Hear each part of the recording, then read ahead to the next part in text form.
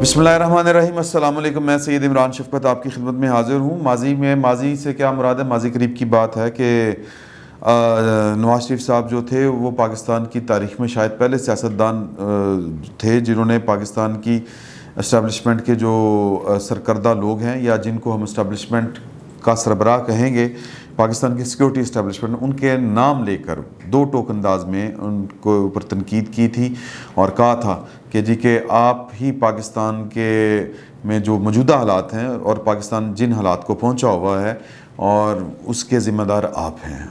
तो अब वो एक और सियासतदान सामने आ गए हैं, उनका नाम है इसहाक डार साहब।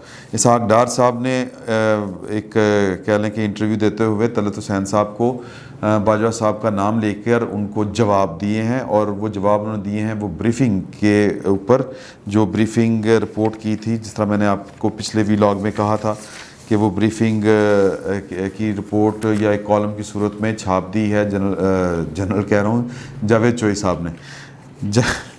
हमारे तो वो जनरल नहीं हैं जावेद चोई साहब भी, खैर चलें। तो जावेद चोई साहब जो हैं उन्होंने जो अपनी तरफ से तो पूरी बात उन्होंने लिखी। ज़ाहिर है कि वो बात एक तरफ के ख़यालात थे, उनका जवाब लेने के लिए, क्योंकि वो एक फ़रीक को ठहरा के बात की गई थी। फिर उसी ब्रीफिंग में शाहिद खाकान अब्बासी साहब के मुतल्लिक़ भी बात की गई थी। तो शाहिद खाकान अब्बासी साहब ने एक प्रेस कॉन्फ्रेंस में एक सवाल के जवाब में बड़े मुदब्बराना अंदाज में एक बात कही थी कि जी कि देखें, चीज़ें ऑफ द रिकॉर्ड जो होती हैं वो ऑफ द रिकॉर्ड ही रहनी चाहिए। फिर जब अगर वो बाहर आएंगी तो फिर जब वो ऑन द रिकॉर्ड आएंगी तो फिर उनका जवाब दे दिया जाएगा।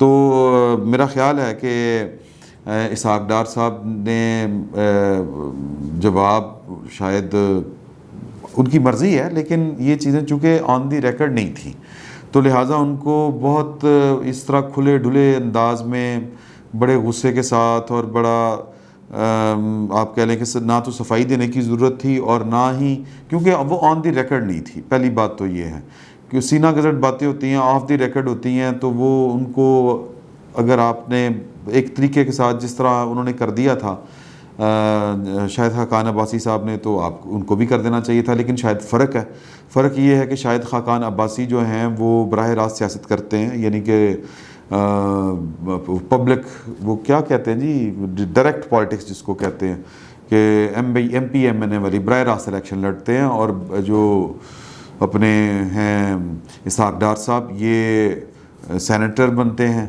और नवाज शरीफ साहब के करीबी होने की वजह के अलावा और तो मेरा ख्याल है इनकी कोई क्वालिफ़िकेशन और तो नहीं है। ये कि एक अच्छे इकोनॉमिस्ट हैं, चार्टर्ड अकाउंटेंट हैं, एक ये वजह हो सकती है, या एक टेक्नोक्रेट है, ये वजह हो सकती है। नवाज शरीफ साहब के दोस्त हैं, यही उनकी सबसे बड़ी क्वालिफ़िकेशन है। और यही, मैं उनके काम के ऊपर नहीं जाता, वो काम उन्होंने अच्छा किया बुरा किया वो एक अलग से बात है, लेकिन सियासत के अंदर उनकी सबसे बड़ी क्वालिफ़िकेशन ये है कि वो नवाज शरीफ साहब के पहले दोस्त थे, अब उनके समधी हैं।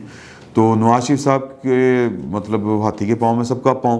तो दूसरी वजह ये है कि वो पाकिस्तान से बाहर हैं और फिर वो जो बैठ के बातें कर रहे हैं। हालांकि मुझे याद है कि पाकिस्तान में जब परवेज़ मुशर्रफ साहब का दौर था या इक़्तिदार में जब वो आए, जब 12 अक्टूबर वाला कू हुआ, तो फिर उन्होंने वो जो पुलिस इन्वेस्टिगेशन हुई थी नैब वाली, उसमें बैठ के उन्होंने हुदैबिया पेपर मिल के ऊपर सारी बातें जो हैं वो बयान बस साइन कर दिए थे और सारे इतराफ़ात कर दिए थे पार्टीज़ के नाम, ये वो डिटेल्स। लेकिन फिर वो उनके पास एक कहने को बात है, या वो कहते हैं कि जी कि मैं तो मजबूरी में की है मैं। और अब भी जब नवाज शरीफ साहब की हुकूमत गई है तो शाहिद खाकान अब्बासी साहब के दौर में ही मेरा ख्याल है वो पाकिस्तान से बाहर चले गए थे, और वो मेरा ख्याल है कि वो प्रेशर नहीं ले सकते। एक जो प्रेशर आता है ना, एक जो सियासतदान जिस तरह प्रेशर ले जाता है, मुझे याद है कि जब शाहिद खाकान अब्बासी साहब लांडी जेल गए थे तो वहाँ पर आसिफ अली जरदारी भी कैद थे। तो उन्होंने आसिफ जरदारी साहब कोट करते हैं वाली बात, ये वाली कहते हैं कि जिस दिन शाहिद खाकान अब्बासी जेल में आया था तो पता चला था कोई मर्द आया।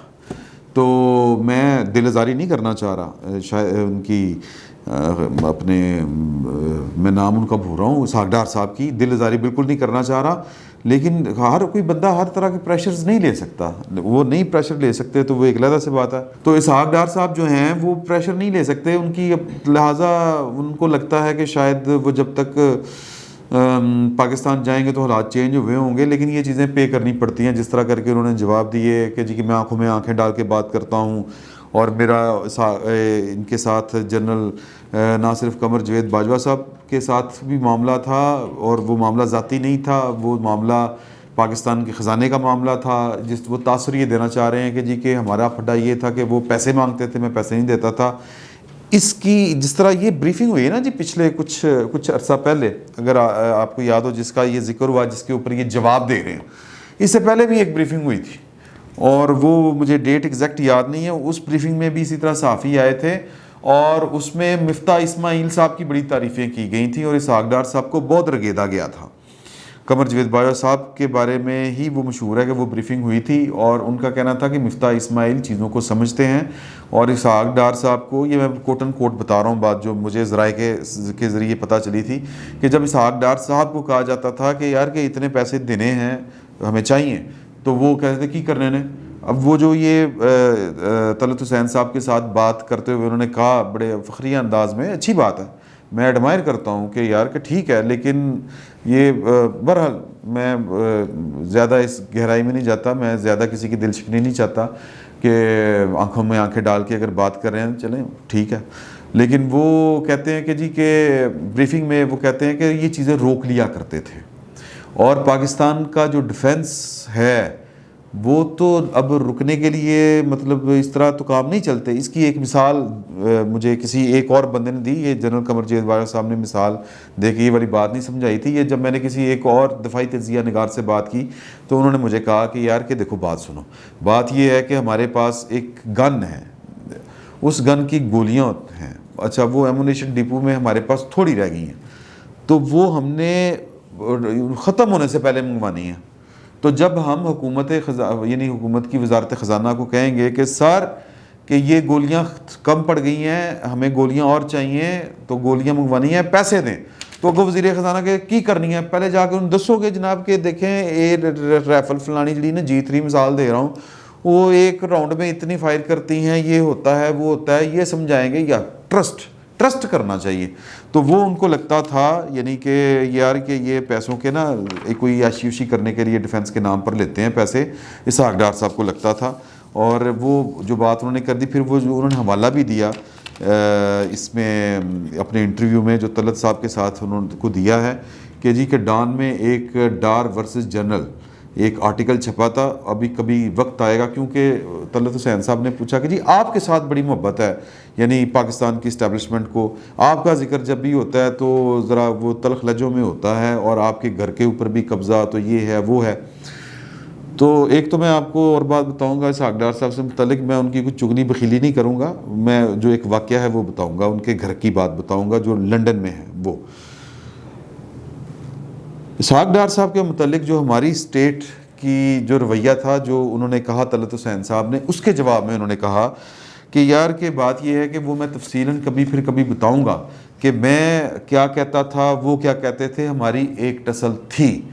تو تب شاہد خاقان عباسی صاحب جب وزیر اعظم تھے، یہ والی بریفنگ ہوئی تھی، اور اس بریفنگ میں انہوں نے کہا تھا جنرل قمر جاوید باجوہ صاحب نے کہ مفتاح اسماعیل صاحب کو بات ہماری آرام سے سمجھ آ جاتی تھی، اگر سمجھ نہیں آتی تھی تو وہ ہمارے اسحاق ڈار صاحب کو سمجھ نہیں آتی تھی. تو بہرحال یہ اسحاق ڈار صاحب جو کہہ رہے ہیں، اور پھر وہ جو جس طرح اس بریفنگ میں ان کا جو ذکر آیا وہ کہ فورجری کا بھی ان پر الزام لگا، اور پھر کہ جی کچھ سیاسی فیصلے ہونے ہوتے ہیں، اس طرح کر کے جو باتیں کی، یہ جو شاید وہ ان کشیدہ تعلقات کا بھی وجہ ہو سکتی ہے اس طرح سے ان کا ذکر آنا. جس طرح کر کے شاہد خاقان عباسی صاحب کا بھی ذکر اس بریفنگ میں، لاسٹ بریفنگ میں آیا تھا، وہ کچھ اچھے الفاظ میں نہیں آیا تھا، وہ بھی میں نے آپ کو وجہ بتائی تھی. اور لیکن اسحاق ڈار صاحب جو ہیں وہ مجھے لگتا ہے کہ وہ کنفرنٹ کرنے کے لیے تیار ہیں. اب ظاہر ہے کہ یہ چیزیں میں پہلے جو میں نے گزارش کر دی کہ یہ ایک آف دی ریکارڈ میٹنگ تھی، اس میٹنگ میں جو انکشافات ہوئے وہ ذرائع کے حوالے سے سامنے آ رہے ہیں، اس کے اوپر میرا خیال ہے کہ اسحاق ڈار صاحب کو اس طرح کنفرنٹ نہیں کرنا چاہیے تھا. ان کو کسی طریقے سے کہہ دینا چاہیے تھا. کوئی ضروری نہیں کہ ہر چیز کے اوپر پھڈا ڈال کے بیٹھا جائے، یا یہ بھی ضروری نہیں ہوتا کہ ہر موقع کے اوپر آپ اپنی صفائی پیش کریں. بعض اوقات یہ ہوتا ہے کہ وقت آپ کو کوئی بہتر موقع فراہم کر دیتا ہے.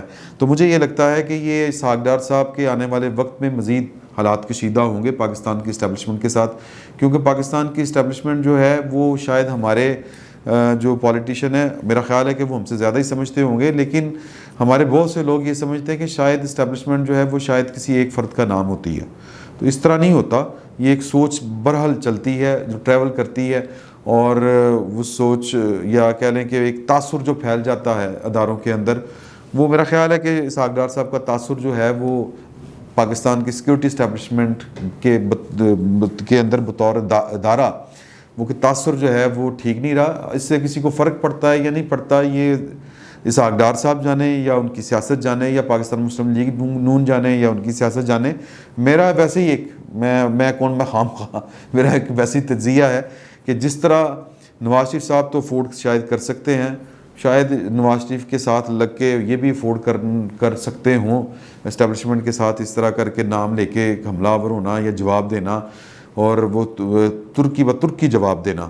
تو بہرحال وہ ترکی بترکی جواب دے دیا، مقدمے تک بھی انہوں نے بات کی، اور پھر وہ ایک طرح سے کرپشن کا بھی الزام جنرل قمر جاوید باجوہ صاحب نے کوٹ ان کوٹ، اگر یہ جاوید چوئی صاحب کی بات یقیناً درستی ہوگی، ورنہ 29 تاریخ کا یہ بات آ گئی ہے سامنے، ابھی تک کوئی تردید آ جاتی تو. لیکن خیر انہوں نے جنرل قمر جاوید صاحب کا باجوہ صاحب کا نام نہیں لیا اس کالم کے اندر جس میں یہ سارے ذکر کیے ہیں. تو اگین یہ نام لے لیا ہے خود ڈار صاحب نے. تو بہرحال یہ کچی گولی کھیل گئے، یا بہرحال جو بھی ہے. تو اب اس میں پوائنٹ یہ ہے کہ وہ کرپشن کا بھی الزام ان پر لگ گیا ہے. اب وہ کہتے ہیں کہ جی میں مقدمہ بھی کرنا پڑا تو کروں گا. میں جو ساری گفتگو کو سمیٹنا چاہ رہا ہوں وہ یہ چاہ رہا ہوں کہ پاکستان مسلم لیگ نون کے پاکستان کی اسٹیبلشمنٹ کے ساتھ مجھے نہیں لگتا کہ وہ تعلقات کو ٹھیک کرنا چاہ رہی ہے.